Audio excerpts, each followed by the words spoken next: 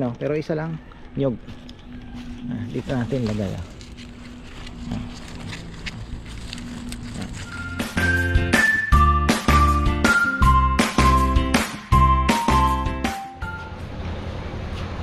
Ayan, magandang buhay. Dumating na ang aking order. Ang tagal mga farmer. Ayan, lalagay natin to sa mga nyog natin doon sa gilid. Tingnan natin, effective ba o ano? Hindi tayo mag-i-spray ng mga magnum. Ayan. Tingnan natin tong ating naku, yung aking kiat-kiat pala doon sa taas. Nadilidiligan kaya yon. Ito, hinihintay kong maglabas. Yayabong din po ito. Yan, may bulaklak na naman. Ay nako, ito may kalaban. Dapat talaga, sabi ko sa inyo mga farmer. Ayan, ayan, kita niya yan. That is kalaban, diba? Actually ang may dala niyan langgam po ang may dala niyan. Ano yan, minsan black beetle ang tawag dito, na ano yun, pero pwede nung himayin ng kamay kung ganyan lang naman para hindi na dumami.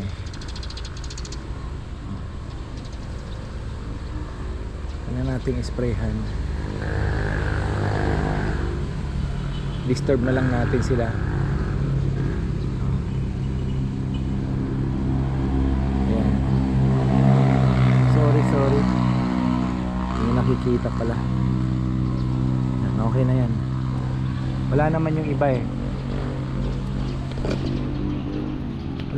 iba Tapos ito, tingnan natin kung may mabubuo. Marami pong bulaklak, marami siyang bulaklak. Hindi lang natin alam kung may magbubuo o maglalaglaga na naman. Lagi naman pong nadidilig, pero ang ganda umapal.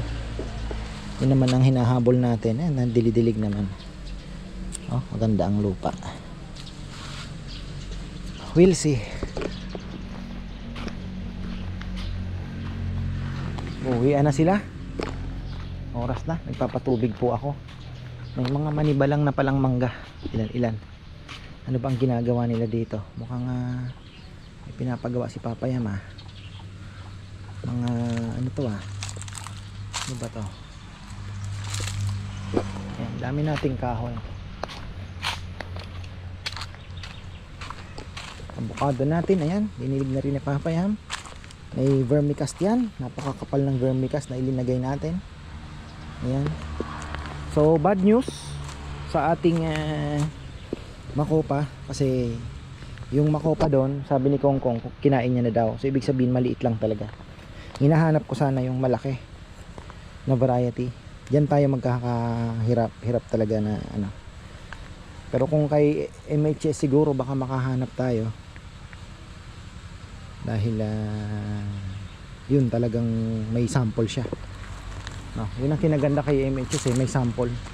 Pero pagka minsan mahirap. Magpabagsak kaya tayo Papa Yam ng isang truck para mahaluan sana ng lupa, ano? Ang ganda ng lupa nung ano dun, Ito. Sana, no? O kalahati. Ano pumantay siya dyan, Di yun, kailangan tanggalin mo na yung talbos, makakayod ng konti. Doon hindi naman masyadong makapal. Ito yung makapal, Hindi, yung lupa ang sinasabi ko, walang kwenta Tinatanggal yung buo yung lupa Sabi ko kasi haluin, hindi na hinalo Tinatang na lang yung... Oo, syempre pampabuhaghag lang kasi yun, yung ano. Pero kung na-mix sana, perfect. Pero kung naihalo sa lupa sana, maganda kasi yung lumang lupa, napakatindi naman. Ang tigas, di ba? Tigas, Oo. Mahirap po kasi talaga.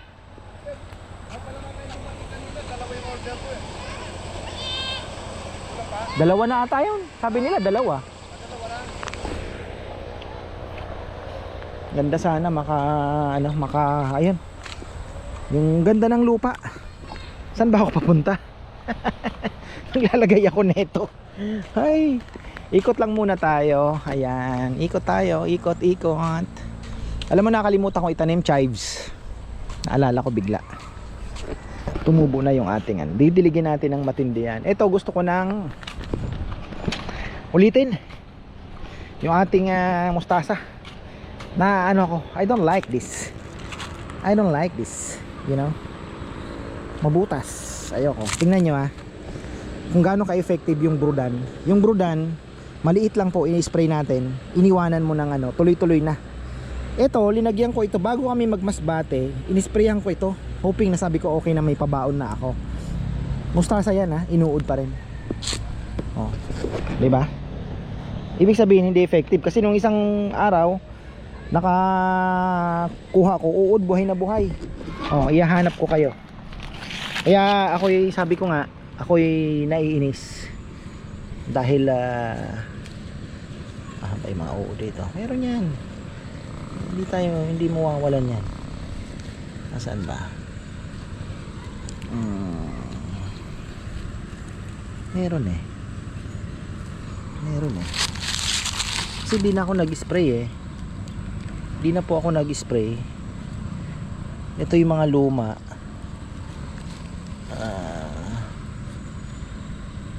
Saan na ba? Hirap hanapin eh. Pero meron eh. Kasi tago na. Basta ayan, papalitan natin. Ang pangit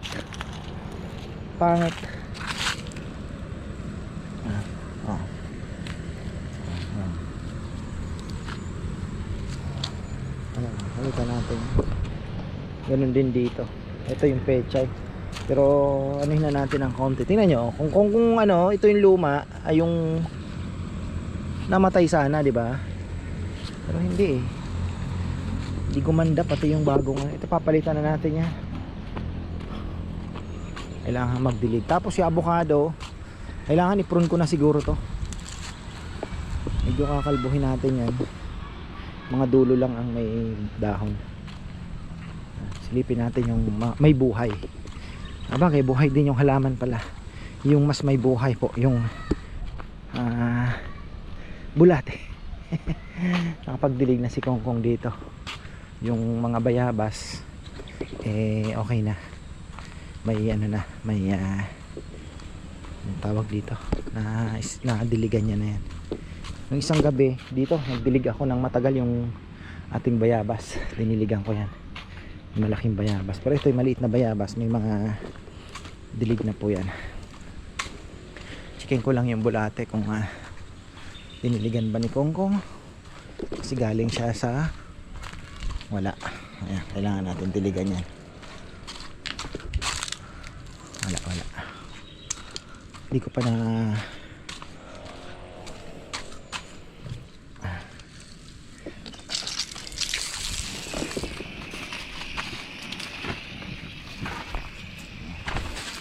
tingnan nyo. Nakonsumo na yung dito. Pwede na uli mag-harvest. Diba? Yung doon, medyo matagal.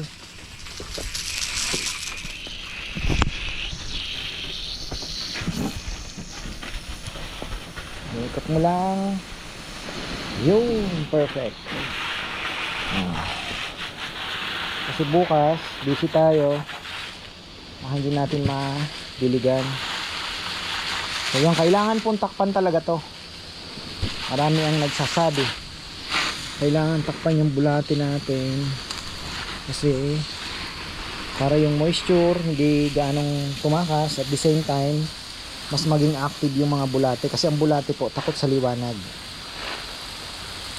Takot po sila sa liwanag.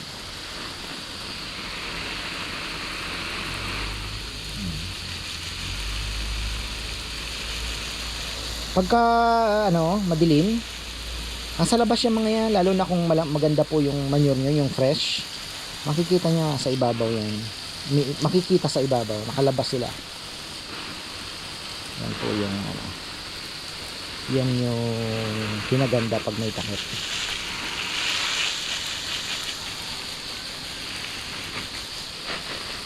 Itong mga buo-buo, tanggalin natin yan. Mag-umpisa tayo magbabad bago po tayo maglagay. Mas malambot, durog na. nilalagay natin para mas makain nila. Wala nang gaanang langgan.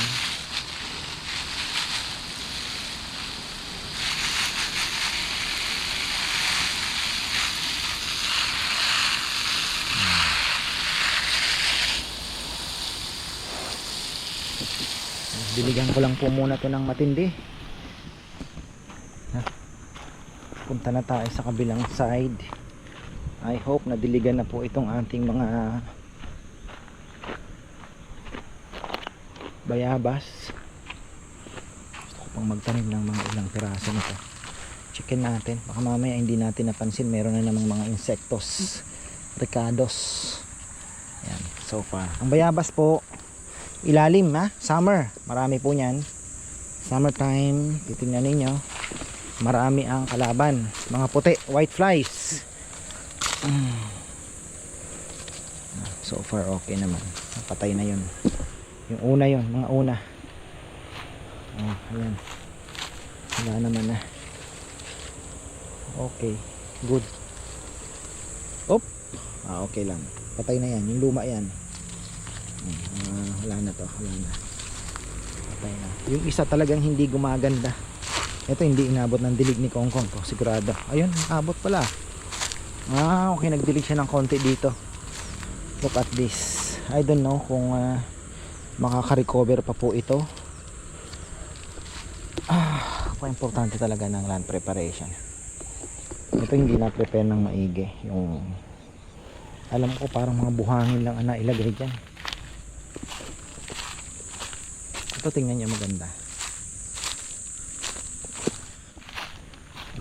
Sinunog pala nila yung mga dahon dito. Sanay silang magsunog ng mga dahon. Okay lang. Ganda sana yan dahon. Para bang manure, basain mo. Tapos dahon na naman. Para bang manure, basain mo. Then sandwich. Meron ka sana. Kakaririn mo lang talaga. Ang ganda. Ay, tayo. Ganda ng mga saging. Nakaka-inlove. Nakaka-inlove po yung mga saging. Saging ay nakaka-inlove. So much. Farmer yan. Imagine niyo kung mayroon pa tayo doon. Etong mahabang ito, may mga ilang puno ka pa dyan na saging doon sa may baba. Ay, gaganda. One of these days, lilipat tayo. Dami na. Daming saha. Lilipat natin yung medyo malalaki na. Yan mga ganito. Kailangan lang makuha ng maigi. Makuha mo yung ugat. And then, hukay ng maganda. Carabao manure. Gaya ng preparation natin. Tapos carabao manure paikot. Wala mo ng vermicast. At pwede rin naman, kukuha tayo. Siguro makaka-harvest tayo marami-rami. Actually, kung tsatsagain talaga yung vermicast, kaya po more than ilang sako meron po tayo makukuha kung tsatsagain mo lang.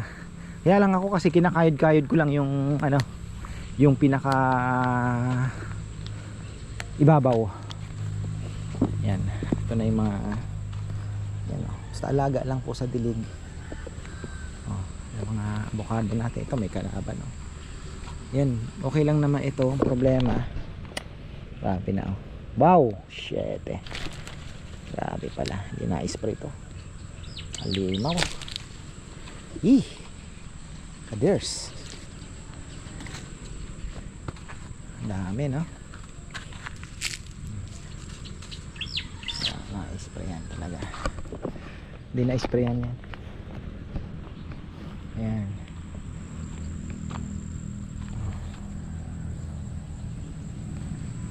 Kaya nyo mag-spray, tubig lang po. Kaya nyong ipatayin sila sa tubig. Napansin nyo pag tag-ulan walang ganyan. Ayaw niya ng tubig yung insekto na yan. Lumalabas po yan pag summer. So ayan, tayo po ay maglalagay na nito. Alam ko 20 bags to. Sa Facebook lang ito, pero I don't know if it's effective or not. Marami din naman ang nagpapatotoo. So tingnan natin. Ilalagay lang po doon sa pinakataas niya. Pinakataas. Tapos ayaw daw po ng amoy. ng beetle. Yan. Let's see.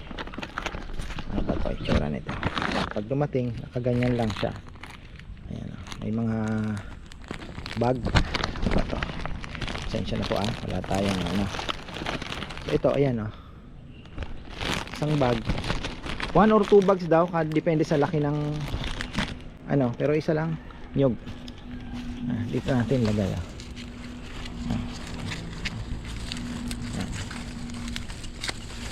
3 months daw yan. 3 months lang pala, no? Kano din to 400 ba? Para siyang mentol, yun patay nga yung para siyang mentol amoy na yan. Para siyang mentol. Medyo mataas na hindi natin abot ito natin lalagay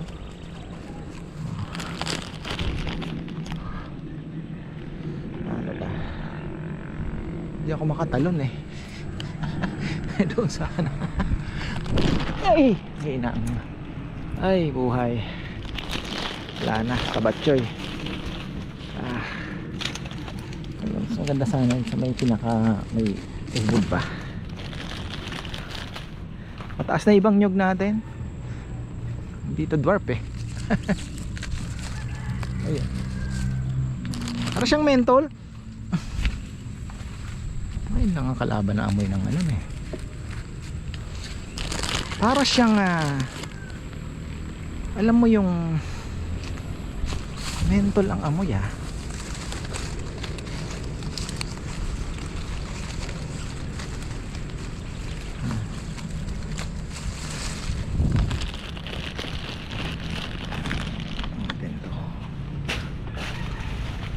I hope it will work. Ay, para siyang powder. Ang ganda daw nito, basain mo para gumapang. So yun, didiligan natin yan. Yan, pwede na sa pangalawa.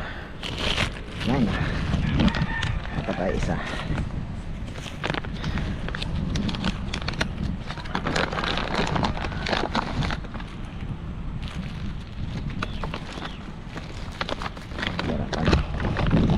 Mahirap. Ayan. Mahirap ang buhay.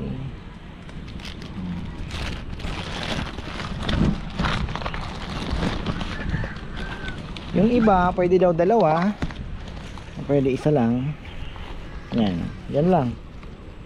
Pukpuk nyo lang doon.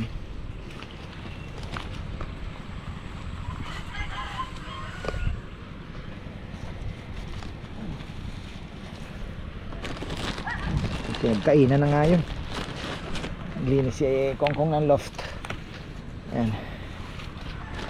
Ay. Sana effective. Daming kalaban Yung ibang malalaking nyog, dalawa na kaya natin. Tara, tabi ko na lang muna. Tingnan natin. Hopefully. Tingnan natin. Hindi tayo mag-i-spray.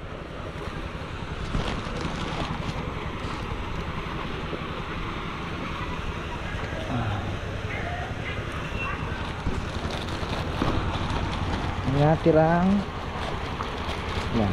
Marami na daw ang gumagamit nito ewan ko kasi mukhang hindi naman scam kasi tinawagan pa ako nung